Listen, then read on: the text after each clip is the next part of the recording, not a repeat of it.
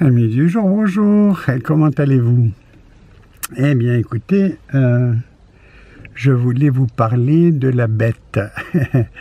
Vous savez, pour les chrétiens et les musulmans, les livres sacrés sont intéressants parce que il y a la révélation. Alors la révélation s'appelle aussi l'Apocalypse. L'Apocalypse qui veut dire le découvrement de ce qui doit arriver. Alors l'apôtre Jean donc était en Grèce sur une île et puis il a eu cette révélation par Dieu. Alors il annonce la marque de la bête qui serait donc le 666. Alors il faut savoir ce que ça veut dire 666. Je vais essayer de vous l'expliquer. Je crois que tout le monde a des difficultés pour comprendre cela. Je vous montre un code barre. Je ne sais pas si vous allez bien le voir. Voilà. Donc vous avez le premier chiffre. En bas, c'est un 4. Et entre le 4 et le 0 qui suit, il y a deux fines barres. Ces deux fines barres correspondent à un 6. À la fin, vous avez encore deux fines barres qui correspondent à un autre 6. Et au milieu, vous avez deux barres fines qui descendent, qui est encore un 6. Entre le 100 et le 0,3, il y a deux barres fines qui descendent comme les autres chiffres. Alors donc ce sont les 3 6. Bon, les 3 6, ça c'est sur 3 6 d'un paquet de tabac par exemple. Vous avez la même chose sur un paquet de feuilles OCB. Vous voyez les deux barres au début, deux barres fines à la fin et au début. Et au milieu aussi, elles dépassent entre le 8 et le 7. Vous arrivez à comprendre. Et puis, vous avez, par exemple, un médicament, voilà, un médicament naturel. Vous avez aussi entre le 3, le premier chiffre, et le 7, vous avez deux barres fines qui descendent. Ensuite, vous avez deux autres barres fines entre le 7 et le 6 au milieu. Et à la fin, à côté du 3, vous avez encore deux barres fines. Donc, c'est les 3 6. Alors, les 3 6, on les trouve donc dans les codes barres. Mais ça veut dire quoi? Ça veut dire que c'est l'intelligence artificielle qui va être capable de lire par l'ordinateur et par le scan. On va pouvoir lire ce qu'est le produit et on va pouvoir vous le mettre. On va pouvoir vous le facturer dans les caisses de supermarché, par exemple. Alors, il y a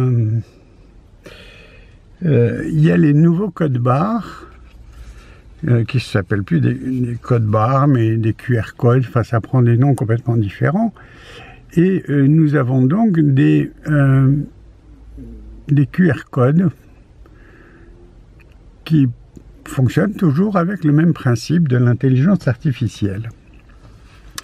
Alors quand il est dit que dans l'évangile de Jean, donc il y a 2000 ans, ça a été raconté, que nulle personne ne pourrait ni acheter ni vendre s'il n'a pas la marque de la bête. Donc ça veut dire nulle personne ne pourra ni acheter ni vendre s'il n'a pas le QR code pour que l'intelligence artificielle repère l'individu. Et il est précisé donc dans la révélation que nulle personne ne pourra ni acheter ni vendre s'il n'a pas la marque de la bête sur la main, donc c'est le smartphone qui va vous donner le QR code ou le code barre, ou bien sur le front. Alors le front, ça correspond en Chine à l'intelligence artificielle qui permet d'identifier la personne par la reconnaissance faciale. et dont Facebook s'amuse aussi bien avec nous, puisqu'il nous demande d'identifier les personnes qui sont sur les photos. Comme ça, on fournit une banque de données absolument extraordinaire. Voilà.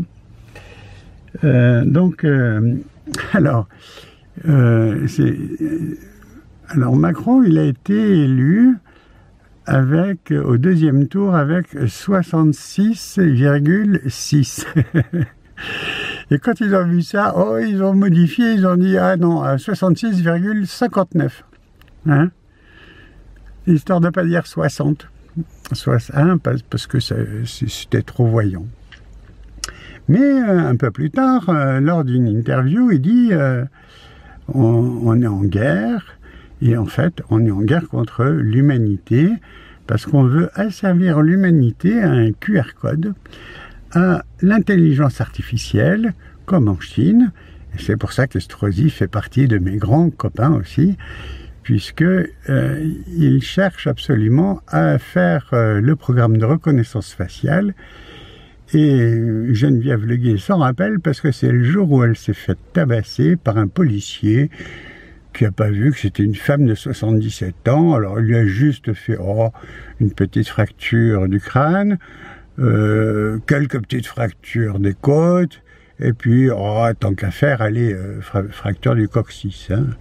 Voilà. Mais il a dit en sortant de l'hôpital que c'était pas dangereux, c'était voilà, hein, que c'était pas grave, alors que son pronostic vital était engagé. Bon, enfin moi, ceci dit, menteur et menteur, Estrosi fait partie de ces menteurs comme le Micron. Donc ce que je voulais dire tout simplement, c'est que la marque de la bête, c'est l'informatisation, la reconnaissance faciale, mais comment on peut avoir cette reconnaissance faciale dans le monde? C'est grâce au vaccin. Alors le vaccin, bon, on a vu qu'il y avait du graphène. Alors le graphène, c'est quoi? C'est le carbone. Ah, c'est curieux, le carbone, c'est quoi? C'est 6 électrons, 6 neutrons et 6 protons. Ah, encore 6, 6, 6. C'est comique, hein? Des coïncidences extraordinaires. Et donc, alors le graphène sert à quoi? Il y a une vidéo qui circule sur YouTube, je tâcherai de vous la mettre en description, à propos de la picouse du laboratoire qui commence par P et qui finit par R. Et donc vous verrez un peu ce que ça veut dire. C'est une vidéo qui a été tournée en allemand, mais je tâcherai de vous traduire ça. Donc, dans l'Apocalypse de Jean, il est dit au chapitre 2, donc la révélation au chapitre 2, il est dit quand même qu'il faudrait qu'il y ait la perception, je reprends les termes à peu près,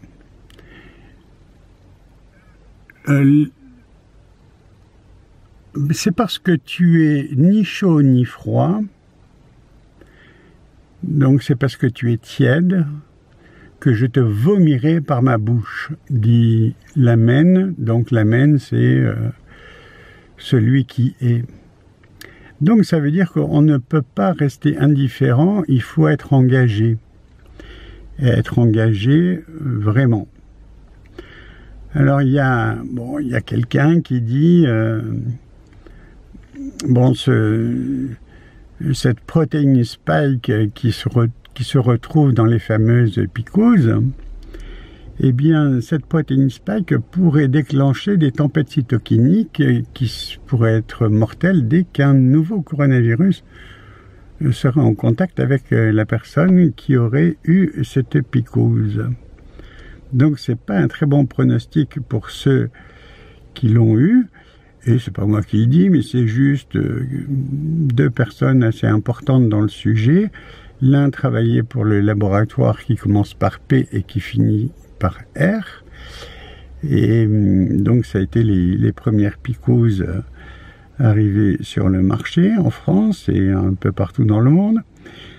Et donc c'est quelqu'un qui travaillait pour ce laboratoire-là qui le dit et qui met en garde justement du danger énorme qu'il y a.